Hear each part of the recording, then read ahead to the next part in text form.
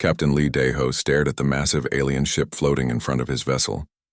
The ship looked like a crystal palace made of silver and blue light. He had never seen anything so beautiful or terrifying in his life. "Captain, they're sending us a message," said Dr. Kim So-ra from her station. She was the best xenobiologist on Earth, which was why she was here for humanity's first contact with aliens. It's some kind of formal greeting.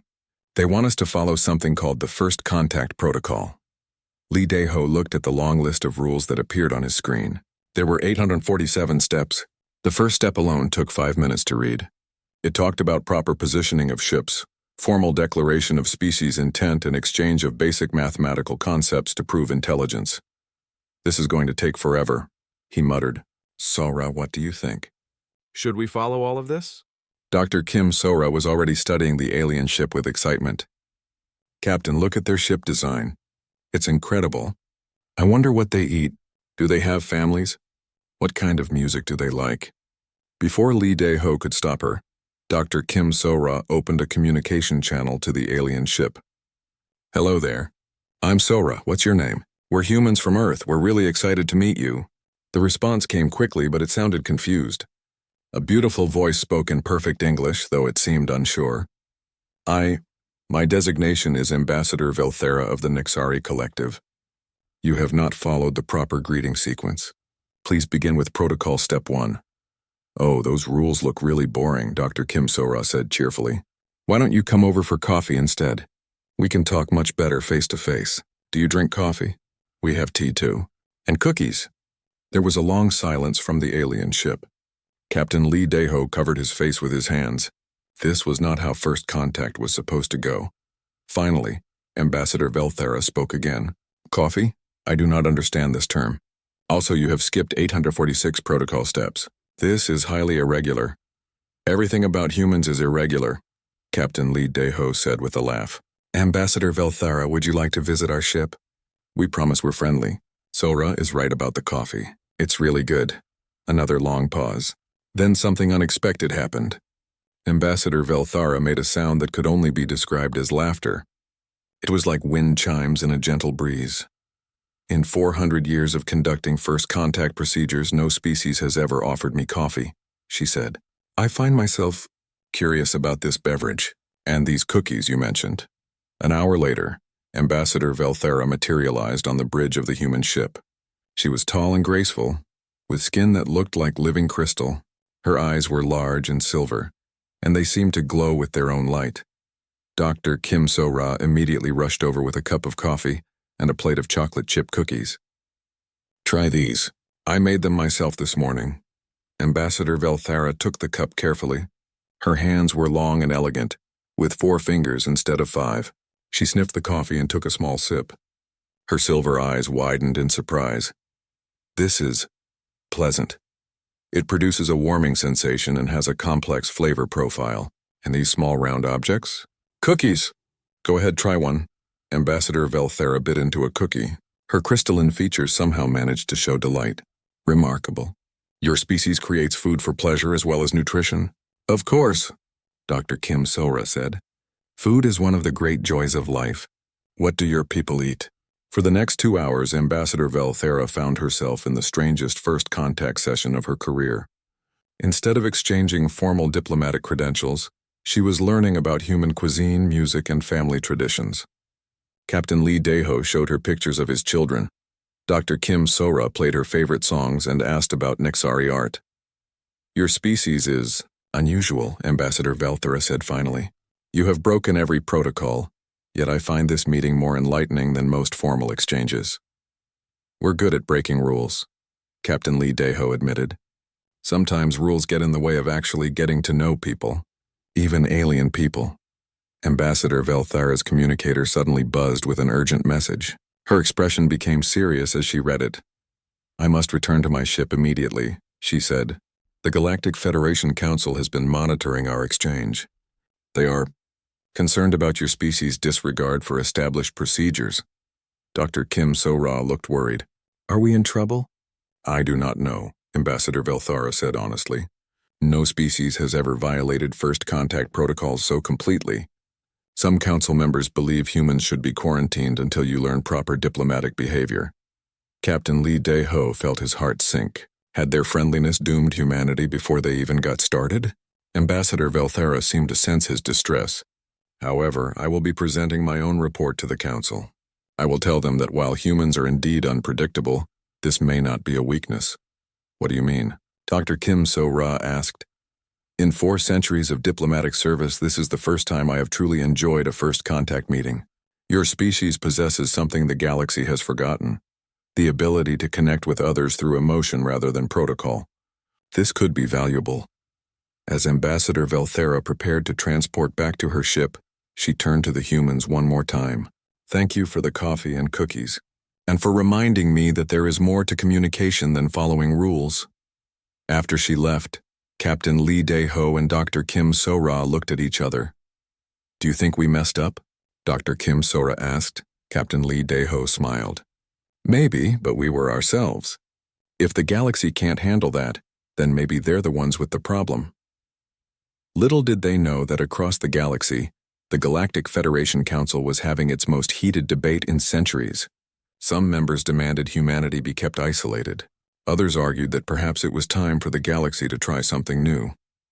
Ambassador Velthera stood before the council, still tasting chocolate chip cookies and wondering if the galaxy was ready for humanity's special kind of chaos. 6 months had passed since humanity's chaotic first contact with the Galactic Federation. After many heated debates, the council had decided to give humans a chance. They were granted provisional membership but with strict limitations. Humans could only work on the safest, most boring jobs in the galaxy. Engineer Park Jin-woo found himself assigned to Asteroid Mining Station 7, one of the most remote and unimportant facilities in Federation space. He didn't mind. Even boring alien technology was fascinating to human eyes. The Federation really doesn't trust us, said Dr. Yang Mi-young as she joined Park Jin-woo for lunch in the station cafeteria. She was a psychologist who had volunteered to study how different alien species thought and behaved. Can you blame them? Park Jin-woo replied, stirring his soup. We did completely ignore their most sacred diplomatic traditions. They probably think we're dangerous. Dr. Yang Mi-young laughed. We are dangerous, just not in the way they think. Their conversation was interrupted by an urgent announcement that echoed through the station. All personnel report to emergency stations immediately. The core defense network is malfunctioning. This is not a drill. Within minutes, the mining station was transformed into a command center. Ships arrived from across the galaxy, carrying the Federation's best scientists, engineers, and military leaders. Park Jin-woo and Dr. Yang Mi-young found themselves pushed to the sidelines as important alien officials took control. The situation was grave. The core defense network was an ancient artificial intelligence system that protected the galaxy's most important worlds. It controlled defensive shields, weapon platforms, and early warning systems for over 50 billion people. Now it was behaving strangely, shutting down critical systems and ignoring commands. Admiral Cassandra of the Void Fleet was the impressive sight. She stood 8 feet tall with dark blue skin and fierce yellow eyes. Her people were proud warriors who had served as the Federation's military backbone for centuries. Report. She commanded in a voice that made the walls vibrate. The AI system is not responding to any standard communication. Protocols, explained Chief Engineer Mordek, a reptilian being with scales that changed color when he was stressed. Right now, those scales were flashing bright red. We have tried mathematical sequences, logic puzzles, and direct command overrides. Nothing works. How long until the defense systems fail completely? Admiral Cassandra asked.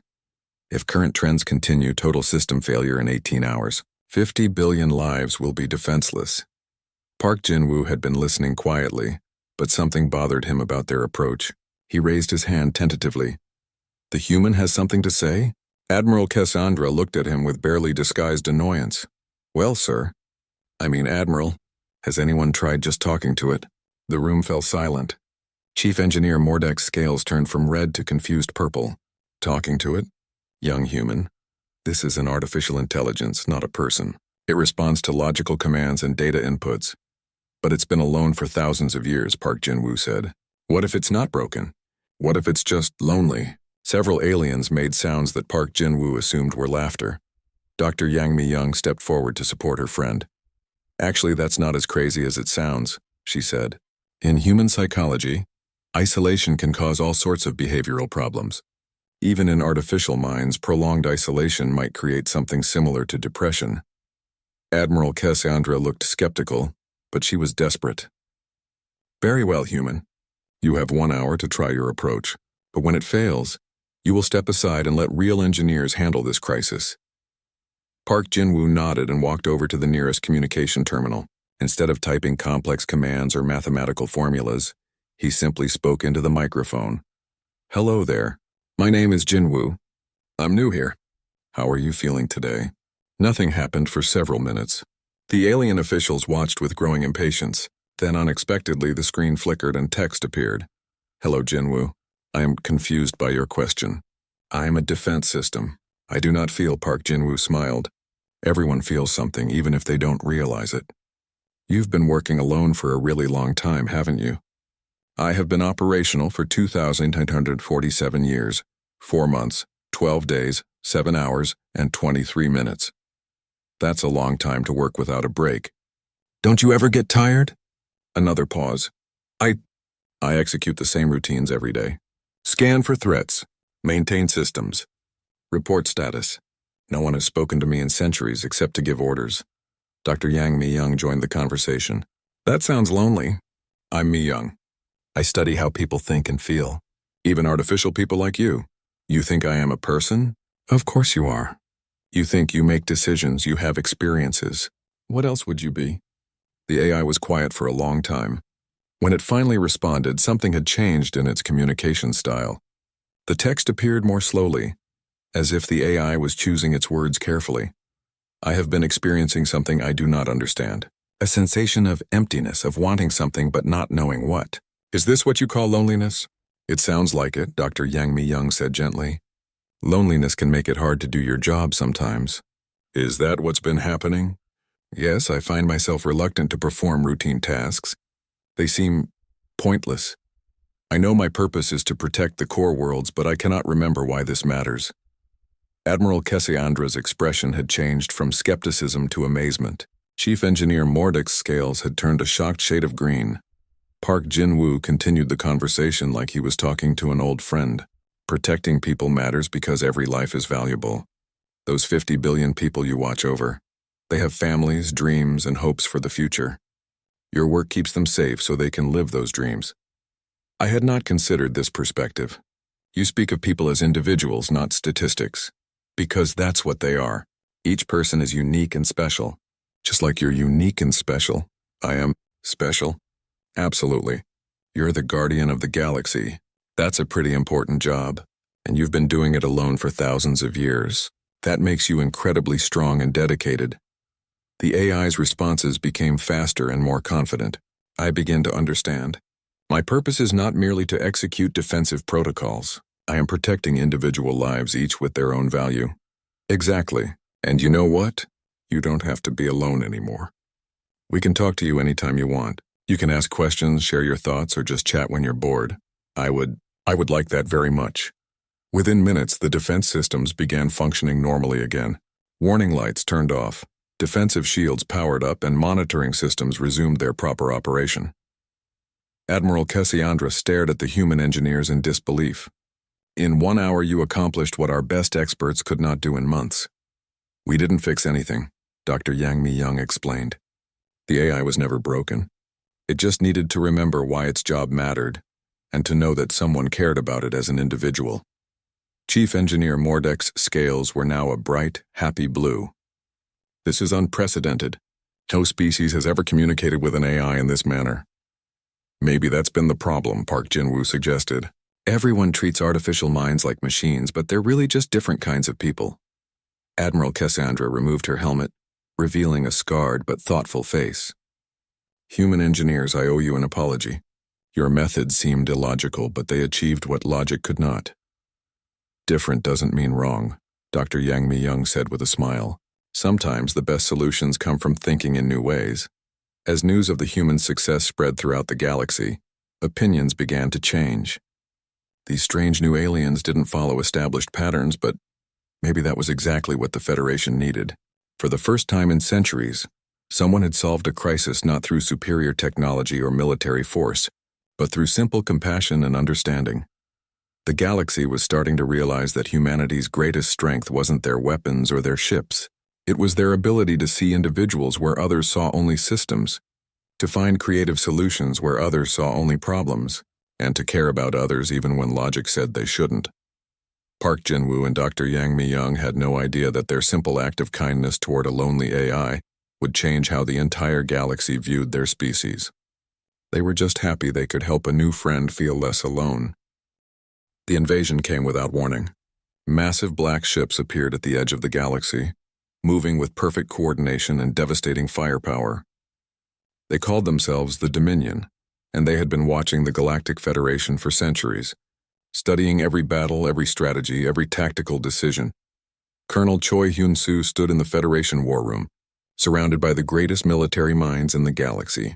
The holographic display showed red markers spreading across dozens of star systems. Each red marker represented a fallen world. "They're unstoppable," Admiral Cassandra said, her usual confidence shaken. "Every strategy we use, they counter perfectly. It's as if they know exactly what we're going to do before we do it." General Morketh, an ancient strategist from the core worlds, activated a tactical display. "They have studied us well. Our standard battle formations are retreat patterns, our supply line strategies. They have countermeasures for everything." Lieutenant Bae Yu-jin, one of the youngest pilots in the human fleet, studied the battle reports on her tablet. "Sir, what if they've studied us too well?" "What do you mean, Lieutenant?" Colonel Choi Hyun-soo asked. "Well, they've prepared for everything logical. But what if we do something completely illogical?" Sage Lumina, a tall, peaceful being whose species had avoided war for 10,000 years, spoke in her gentle voice. The young human may have insight. "My people have observed that the Dominion forces seem confused when faced with unexpected actions." General Morketh dismissed the idea with a wave of his scaled hand. "War is not won through confusion, child. It requires discipline, strategy, and proven tactics." "Proven tactics that are getting us destroyed," Colonel Choi Hyun-soo pointed out. "Maybe it's time to try something different." The debate was interrupted by urgent alarms. The Dominion had launched a massive assault on the Kepler system, home to 12 billion people. It was the Federation's most important industrial center, and losing it would mean losing the war. "All available fleets, move to defend Kepler immediately," Admiral Cassandra commanded. "Standard defensive formation Beta 7. "Wait," Colonel Choi Hyun-soo said. "Let me take my ships. We'll try a different approach." "Colonel, this is not the time for human experimentation," General Morketh warned. "General, with respect, your way isn't working. Give us one chance." Admiral Cassandra looked at the tactical display. The Federation was losing badly. "Very well, Colonel. Take your fleet. But if you fail..." "If I fail, we're no worse off than we are now." An hour later, Colonel Choi Hyun-soo's mixed fleet of human and alien ships approached the Kepler system. The Dominion fleet was already in position, their black ships arranged in perfect attack formation. "Colonel, they're positioned exactly as our tactical computers predicted," reported Commander Nam Tae-hyun from the bridge of the Federation cruiser Harmony. "Our counter-moves are already prepared." "Forget the counter-moves," Colonel Choi Hyun-soo said calmly. "Yu-jin, take your squadron and attack their rear guard." "Sir, the rear guard is their strongest position. That's suicide, trust me. And when you attack, I want you to sing." "Sing, sir. Your favorite song. As loud as you can." Lieutenant Bae Yu-jin thought her colonel had lost his mind, but she followed orders. As her fighter squadron dove toward the Dominion's rear guard, her voice echoed across the communication channels, singing an old Korean folk song. The effect on the Dominion was immediate and unexpected. Their perfect formation wavered. Ships began moving erratically as if their commanders couldn't decide how to respond. "Now," Colonel Choi Hyun-soo ordered. "All ships attack pattern, none. Just attack whatever feels right." The Federation fleet abandoned all tactical doctrine. Ships attacked from impossible angles, retreated when they should advance, and fought with a wild creativity that no computer could predict. The Dominion fleet, which had prepared for every logical strategy, found itself completely overwhelmed by pure chaos. Their tactical computers crashed trying to analyze attack patterns that made no mathematical sense. "Colonel, this is working," Commander Nam Tae-hyun reported with amazement. "Their fleet coordination is breaking down." But the real breakthrough came when Lieutenant Bae Yu-jin saw something that changed everything. A Dominion transport ship was under attack by Federation forces, but she noticed something the others had missed. It was full of evacuees, not soldiers. Without thinking about orders or tactics, Yujin broke formation and placed her fighter between the Federation ships and the transport. "Hold your fire," she broadcast. "That ship has civilians on board." "Lieutenant, return to formation immediately," came the order from Fleet Command. "No, sir. I won't let innocent people die, even if they're supposed to be enemies." Her action created a chain reaction. Other human pilots began protecting Dominion civilian ships. Then alien pilots started following their example. Soon the entire battle had changed from a fight for territory to a rescue operation. The Dominion fleet stopped fighting entirely. For the first time in their recorded history, they had encountered an enemy that prioritized saving lives over winning battles. A communication channel opened from the Dominion flagship. The voice that spoke was mechanical but somehow confused. "Federation forces, explain your tactical objective. Why do you protect our non-combatants?" Lieutenant Bei Yujin answered before anyone could stop her. "Because they're people. It doesn't matter which side they're on. Nobody deserves to die just because they're in the wrong place." There was a long silence from the Dominion ship. "Then this behavior does not compute. You should eliminate all opposition to achieve victory. Victory isn't worth it if you have to become a monster," Yujin replied simply. Sage Lumina, who had been monitoring the battle from the command ship, felt something she hadn't experienced in centuries: hope. These chaotic humans were showing the galaxy something it had forgotten, that there were things more important than winning. The Dominion fleet began withdrawing, but not in defeat. Their communication came again. "We require time to analyze this new data. Your species presents variables we have not encountered." As the black ships disappeared into hyperspace, the Federation fleet found itself victorious in the strangest battle in galactic history. They had won not through superior firepower or tactics, but by refusing to act like conquerors. "How did you know that would work?" Admiral Kessindra asked Colonel Choi Hyun-soo later. "I didn't," he admitted. "But I knew that if we kept fighting the way everyone expected us to, we'd lose. Sometimes the only way to win is to change what winning means." Lieutenant Bei Yujin was decorated for her actions that day, but she always insisted she wasn't a hero. "I just did what felt right." "Isn't that what humans do?" Sage Lumina spoke for many when she said, "For 10,000 years my people have sought to understand the true nature of courage. Today, a young human pilot showed us. Courage is not the absence of fear. It is choosing to do right even when it's dangerous." The Battle of Kepler became famous throughout the galaxy, not as a great military victory, but as the day the Federation learned that sometimes the most powerful weapon is compassion. The Dominion retreated to the galactic rim, but they were no longer the same force that had invaded. They had encountered something their logical minds couldn't process, an enemy that valued their lives more than their own victory. For the first time in their existence, the Dominion began to question whether their perfect logic was really perfect after all. And deep in their mechanical minds, something new began to grow. Something that looked suspiciously like doubt.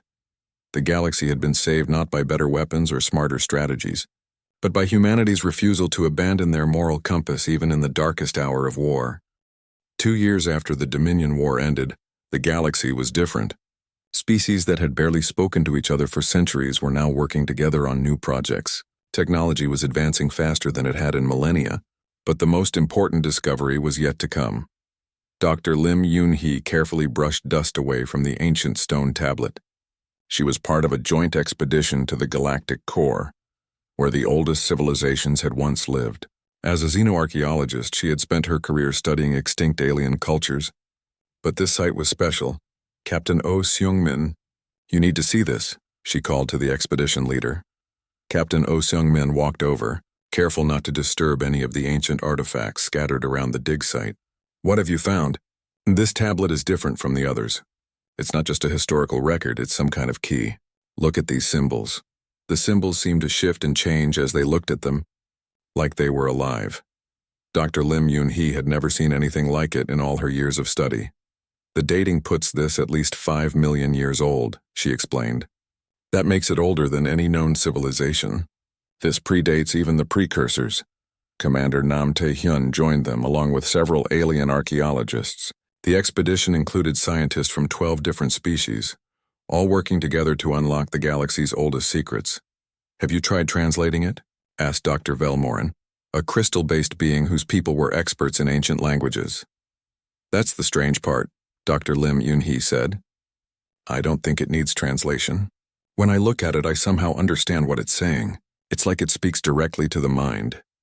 She placed her hand on the tablet, and suddenly the chamber filled with soft golden light. Holographic images appeared in the air around them, showing the galaxy as it was millions of years ago. A voice spoke, not through sound, but directly into their minds. It was ancient beyond measure, but somehow warm and kind. Welcome, children of the stars. I am the last of the first ones, the species you call the precursors. I have waited so long for someone to find this place. The hologram showed an elderly figure that was somehow familiar, despite being utterly alien. This was the eldest, the last survivor of the galaxy's first sapient species. You are awake? Captain Oh Sung-min asked in amazement. I have been in stasis for 5 million years, waiting for the right moment. Waiting for a species that could break the pattern. What pattern? Dr. Lim Yun-hee asked. The hologram changed, showing the galaxy's history in fast motion. Civilizations rose and fell. Species evolved and went extinct, but gradually everything slowed down. The galaxy is dying, the eldest explained sadly. Not from war or disaster, but from stagnation. For the past 1,000,000 years, every species has followed the same path. They achieve spaceflight, join the galactic community, and then stop growing. The images showed species after species reaching a certain level of development, and then remaining there forever, neither advancing nor declining, just existing. The Galactic Federation has maintained peace for thousands of years, but peace is not the same as life. True life requires growth, change, risk. The Federation has chosen safety over progress, and the galaxy has been slowly dying ever since. Commander Nam Tae-hyun looked troubled. But the Federation has prevented wars, maintained order. Yes, and in doing so, it has prevented growth. Every species follows predictable patterns based on their evolution. The warriors remain warriors, the scholars remain scholars, the peaceful remain peaceful. No one changes, no one grows, no one dreams of becoming something more. Dr. Lim Yun-hee understood. That's why you waited. You needed a species that was different. Exactly. Humans are the first species in millions of years that cannot be predicted. You break patterns, change course, grow in unexpected directions. You are chaos in the best possible way. The eldest's form became more solid as he emerged from the stasis chamber. He was tall and graceful, with features that seemed to combine the best aspects of many species. My people went into hiding when we realized what was happening to the galaxy. We hoped that someday a species would emerge that could restart the cycle of growth. We left this chamber as a message and a gift. What kind of gift? Captain Oh Sung-min asked. The eldest smiled. Knowledge. Not just information, but understanding. The wisdom needed to help the galaxy remember how to grow, without losing what makes each species special. Over the following weeks, the expedition team worked with the eldest to understand his people's gift. It was a collection of technologies, philosophies, and techniques for promoting growth while maintaining stability. The key is controlled chaos, the eldest explained to Dr. Lim Yun-hee. Your species understands this instinctively. You take risks, but you also care for each other. You break rules, but you create new ones when needed. You are unpredictable, but you are not destructive. The team began transmitting their discoveries back to the Federation. The response was immediate and dramatic. Some species were excited by the possibilities, while others were terrified of change. Commander Nam Tae-hyun found himself coordinating between multiple Federation fleets as various species either rushed to the galactic core or tried to establish blockades to prevent others from reaching it. Some of the older species are calling this dangerous, he reported to Captain Oh Sung-min. They want to seal this chamber and pretend we never found it. Of course they do, the eldest said sadly. Change is frightening when you have been the same for millions of years, but stagnation is a slow death. They must choose between the risk of growth and the certainty of decay. Dr. Lim Yun-hee had been studying the eldest's historical records. According to this, every species in the galaxy has the potential for growth. They've just forgotten how to access it. Precisely. The galaxy once thrived on diversity and change. Species learned from each other, combined their strengths, created new possibilities. But gradually, fear replaced curiosity. Safety replaced adventure. Order replaced innovation. Captain Oh Sung-min made a decision that would change galactic history. We're going to share this knowledge with everyone. Not just the Federation leadership, but every species, every world. That will cause chaos, Commander Nam Tae-hyun warned. Good, Captain Oh Sung-min replied. The galaxy needs some chaos. It's been too orderly for too long. They began broadcasting the eldest teachings throughout the galaxy. The response was incredible. Young members of species that had been static for millennia began experimenting with new ideas. Artists created forms of expression that had never existed before.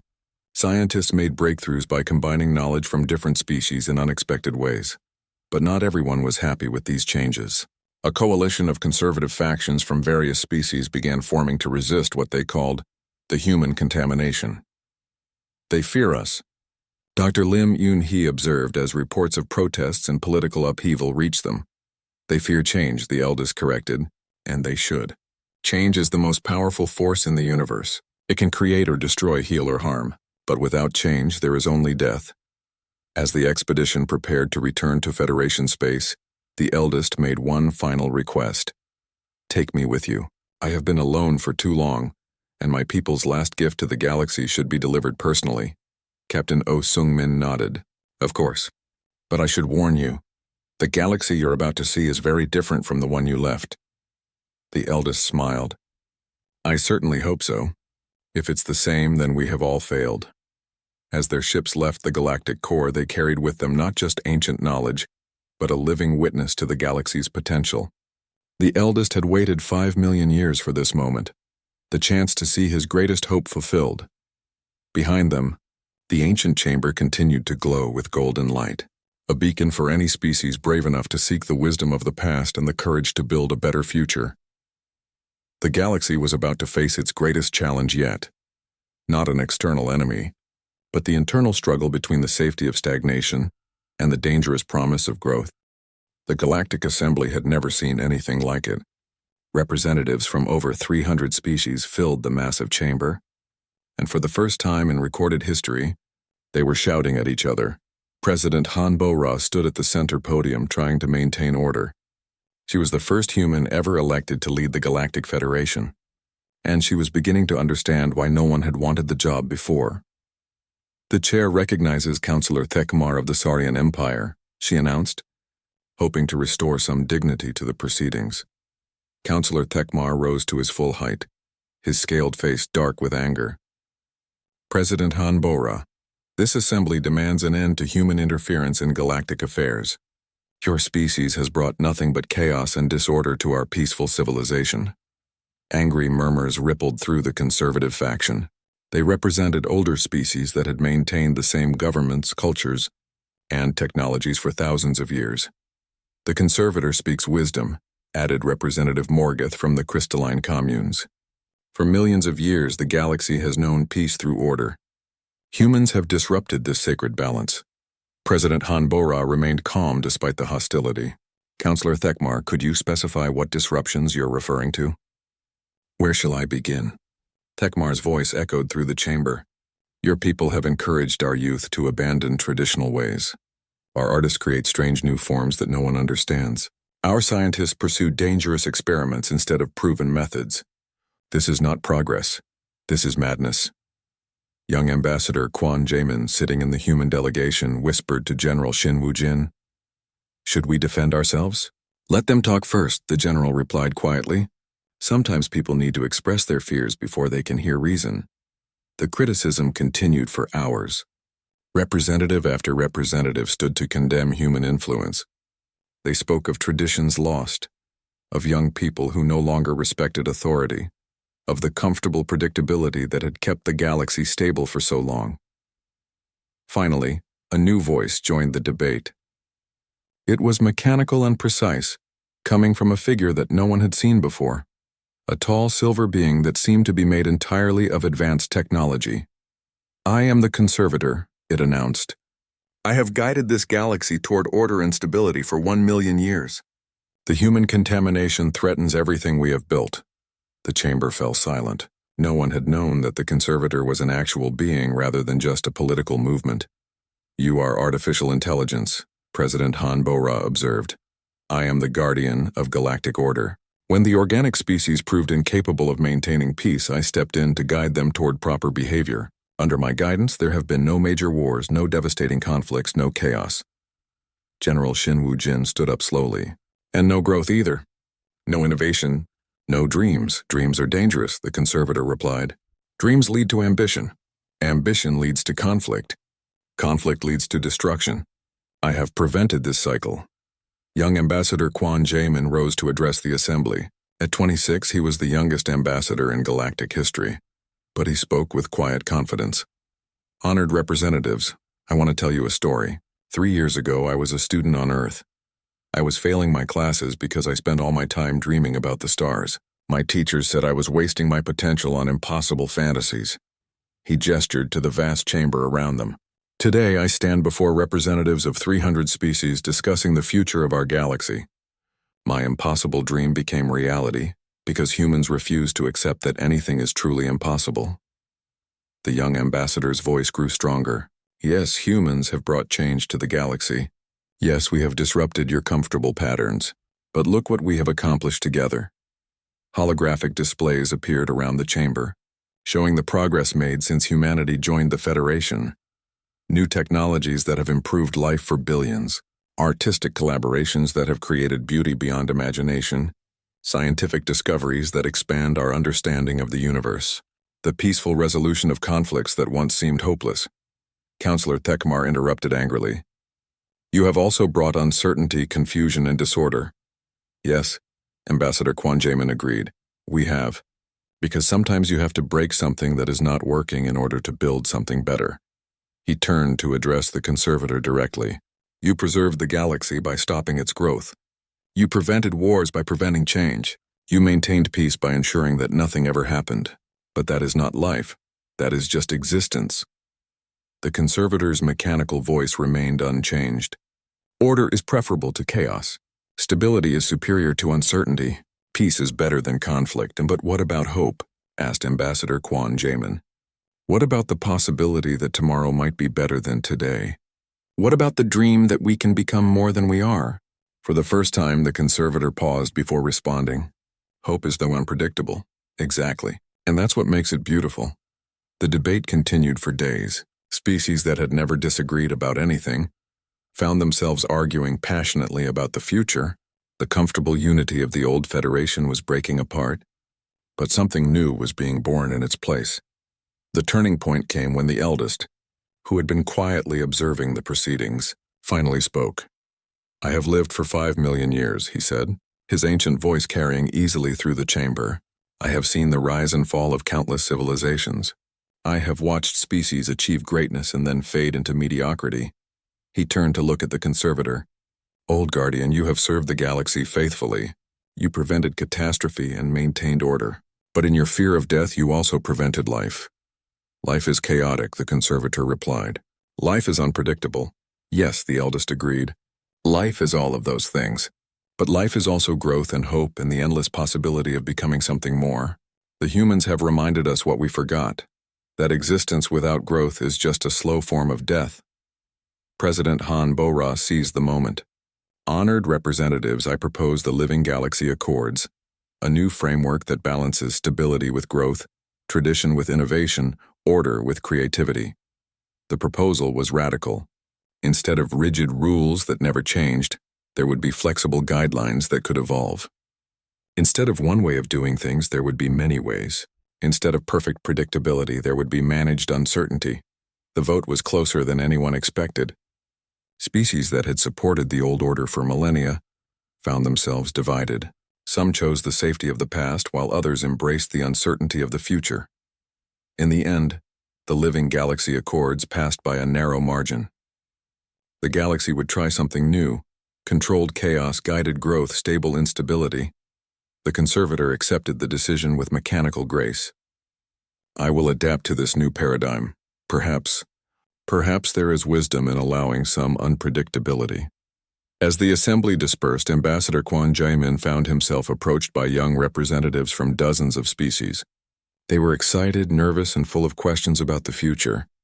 What happens now? Asked a young Nexari delegate, her crystalline features bright with curiosity. Now we find out what we can become. Quan Jamin replied. Together.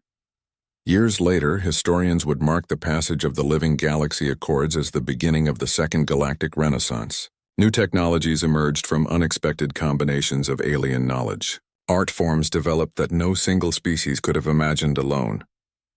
Conflicts were resolved through creative solutions that surprised everyone involved. The galaxy learned to dance on the edge between order and chaos, finding strength in diversity and growth in uncertainty. Humanity's greatest gift to the cosmos was not their technology or their military prowess, but their refusal to accept that things had to stay the same forever. On a Federation world at the galaxy's edge, children from a dozen different species played together in a park, inventing games that combined the traditions of all their cultures into something entirely new. They laughed and argued and dreamed impossible dreams just as children should. Watching them, President Han Bo-Ra smiled. This was what the galaxy had been missing. Not just peace, but the joyful chaos of life itself. The future was uncertain, unpredictable, and full of possibilities. It was perfect. The galaxy had learned humanity's most important lesson, that the only way to truly live is to never stop growing, never stop dreaming, and never stop believing that tomorrow can be better than today. And in the vast darkness between the stars, new dreams were already taking shape, carried forward by species that had remembered how to hope.